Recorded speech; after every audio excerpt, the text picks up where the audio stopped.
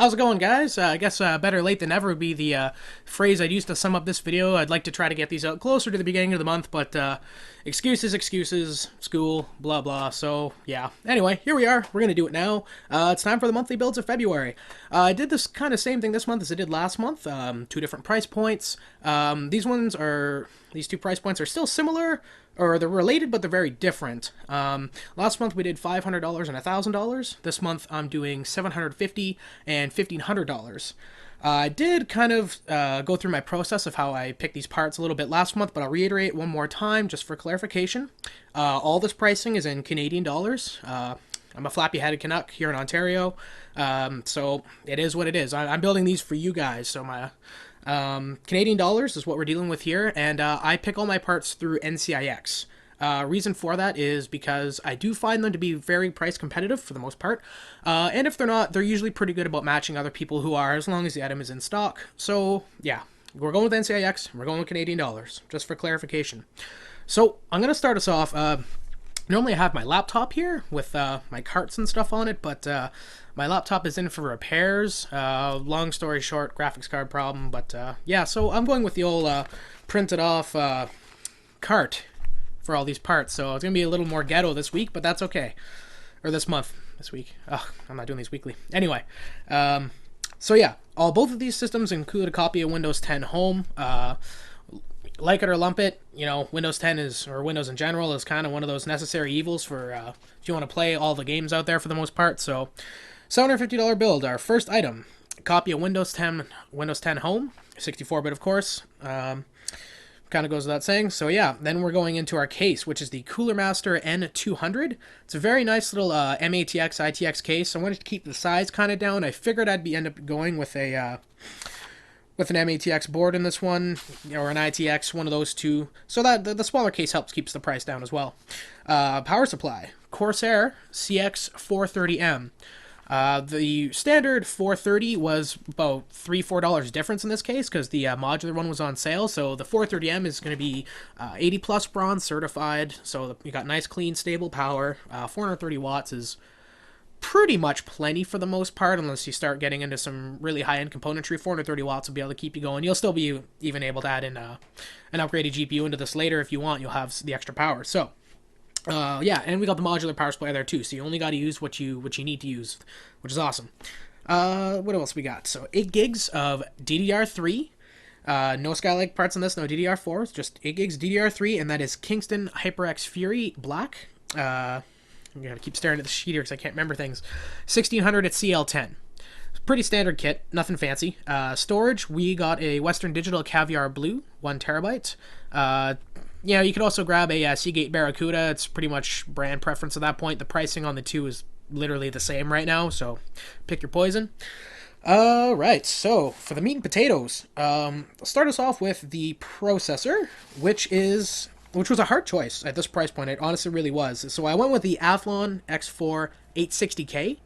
The reason for that is because when you look at some of the newer games or bigger titles coming out in the last couple of years, some of them don't even support quad or dual cores anymore, I should say. Because I really wanted to go with the G3258 from Intel on this, the unlocked overclockable Pentium they came out with a couple years ago. But the problem with that was, not only that some of these games are no longer supporting dual core, which of course was my main reason to go with this AMD processor, but the other thing was, you know, a lot of the boards on the Intel side, like you want to overclock this processor, so you're getting a Z series board, so that brings the price of the board up quite a bit. It just didn't really mesh well with everything else I bought, so we went with an AMD. We went with the, it's basically the APU without the graphics, if you're curious what the processor actually is. It's 4 gigs turbo, so it's still pretty speedy. You still get 4 cores, can't really go wrong there, but this way, you can play any game you want, because like I was saying, some games, like Far Cry 4 was one of them, and I think Dragon Age, not Origins, whatever the newer one is. Anyway, there's just a couple of the newer games that are not supporting dual cores, so this way we got quad cores, you're good to go. You play those games. Now, because we got an FM2 Plus proc, we got an FM2 Plus board, more specifically, the MSI A78M-E35. Now, this was one of the few parts in this build that I was honestly really not too happy about, not because it's necessarily a terrible board. It's okay. It's got everything you need, nothing you don't. It's got a couple USB 3 on the back, USB 2 of course as well. All your standard things you'd want. You got to think DVI on there. I think even HDMI if I remember correctly. You know, nothing too fancy. The only real caveat with this board that I didn't like was it only has 2 RAM slots. So the 8 gigs RAM that you're putting into this now is it. Chances are that'll be enough for you if you're just playing games and doing other basic stuff for now anyway, but just so you guys know, there's no way to double up your RAM later. If you did, for some reason, feel that you might or would want 16 gigs of RAM, you'd either have to buy that 16 now, or just buy a single 8 gig stick and then double it up later. So yeah, only 2 RAM slots, but like I said, everything else you need is still for the most part there. There's still 6 SATA ports, which is very nice, so at least you have flexibility with your storage options.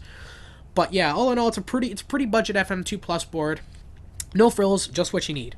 And last but not least, the most important part of any gaming rig is, of course, the video card. So for this, again, this is kind of a tough choice, but I managed to throw into this. It was an R7 370 from XFX.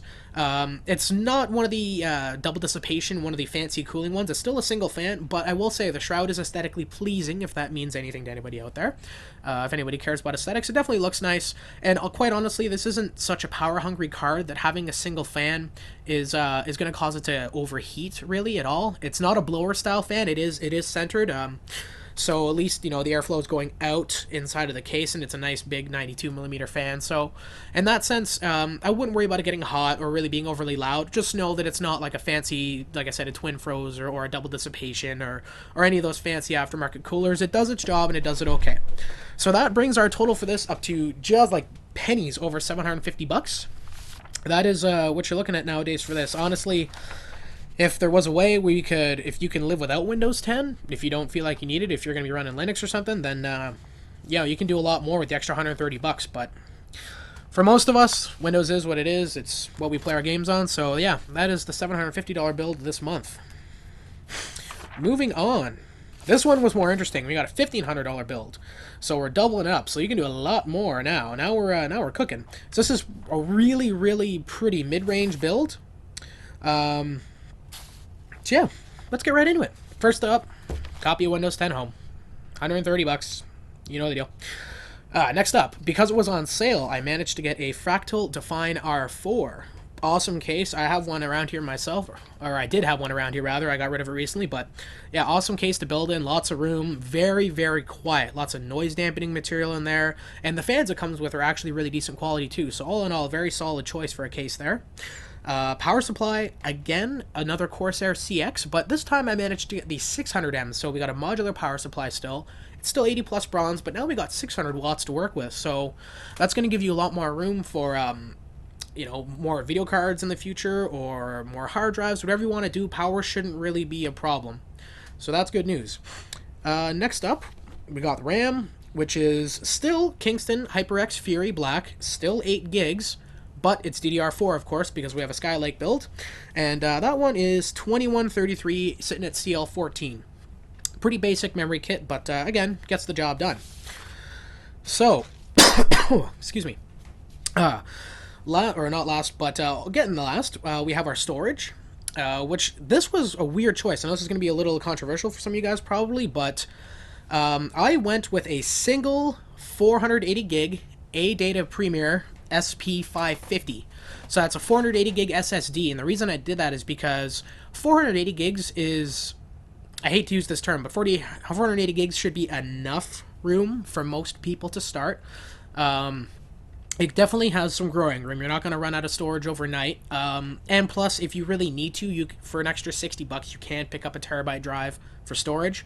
Or, you know, you can break this up and get like a 256 gig or a 128 SSD, and then just get a hard drive on top of that for about the same price. But this way, you get all speed all the time, and there is actually some storage there. 480 gigs, again, it's not terrible. That's going to give you a bit of room to grow. So that was what we went with for hard drive. Now, the last three, the big three, the motherboard, proc, video card. I think we'll start off with motherboard first.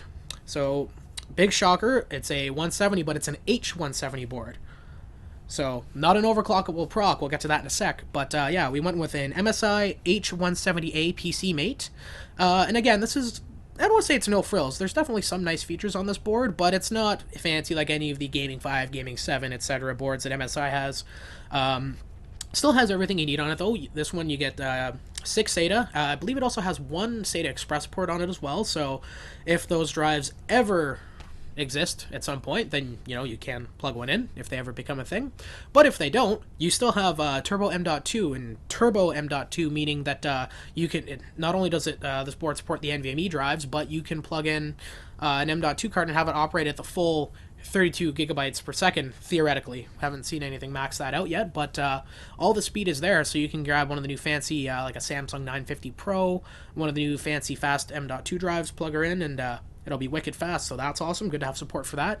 And then on the back, you got lots of USB 3. If I remember correctly, there's even USB 3.1, which is awesome. I'll have to double check that, but I'm pretty sure there's USB 3.1 on there as well, which is very nice.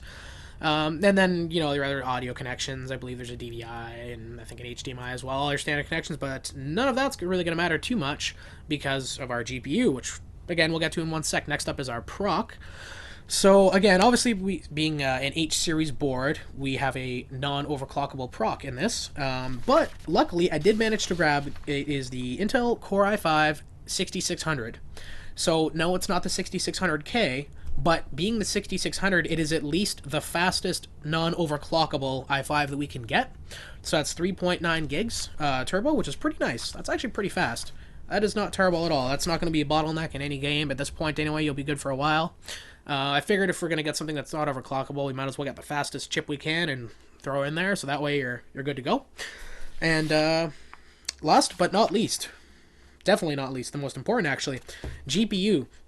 Now, I was kind of torn on this one, too, because there's 2 GPUs I really like that are in this price bracket. I went with the 950, or the GTX 970, rather, from NVIDIA for this build. Specifically, the Gigabyte 970 OC. So that still has their nice tri-fan cooler, and for my money, for what it's worth, in my opinion, I think Gigabyte has the best I/O layout of anybody on video cards right now. You got 3 DisplayPort, 1 HDMI, and 2 DVI. The whole back of this thing is filled with ins and outs, for as many monitors as you could possibly want. I think it only supports 4 at a time, but at least you can plug in any 4 you want. You're covered for connections there, so good job, Gigabyte. The other option, if you wanted to go the AMD route, would be like an R9 390, something like that. And that might actually be a good option. You're going to get more VRAM, and as we all know, games are starting to chew through VRAM a lot these days. I mean, I have a 290X in my system, and even the 4 gigs on that is not quite a limitation yet, but I can definitely tell you there are games that are starting to use all of it, so definitely having the extra VRAM might be nice. But also, this board does support Crossfire, so if you were to grab an R9 390 today, and in a year-ish, or maybe even 2, you needed some more performance, well, at least you have the option to Crossfire them. This board does not support SLI, so I'll leave that up to you guys, what you think would be the better pick, the 970 or the R9 390. But for my money, I went with the 970 in this one. It's definitely more power efficient. It's going to run cooler. It does happen to come with Tomb Raider right now, which is a nice bonus. But that all aside, I think what it really comes down to is if you would want to go Crossfire in the future, plus you do get the added VRAM with the AMD, whereas with the NVIDIA, you get, a little bit more efficiency, a little bit cooler, a little quieter, all that stuff. So that's up to you guys, but both of those are very similarly priced. The 970 I grabbed in here was $459 right now. $20 less if you did the mail-in rebate, but I don't really like to include those. I don't like to assume that you guys are doing anything other than building a PC. I know I don't like doing mail-in rebates, so I don't like to put that on you guys. But yeah, that brings us up to $14.86, so we're about $14 short. I guess if you really wanted to splurge, then you could grab, I don't know, double up on your memory. Memory's cheap nowadays, but hey, you got enough money left for lunch if you want after this. That's our $1,500 build. So those are going to be our 2 builds for this month. Sorry it was a little rushed, right, guys? In case you couldn't tell, I'm a little rushed right now. I'm just so busy with school, like I said, and other stuff, just life. You know how it is. So I'm going to hopefully get the March one out a little sooner. I'm going to start working on that right towards the beginning of March as opposed to halfway through the month, hopefully. So anyway, thanks for watching, guys. Feel free to, throw me a like if you like the video and stuff. Maybe even subscribe. I got other videos you can watch, so that would be much appreciated. It helps me out a lot. Anyway, thanks for watching. I'll see you guys next time.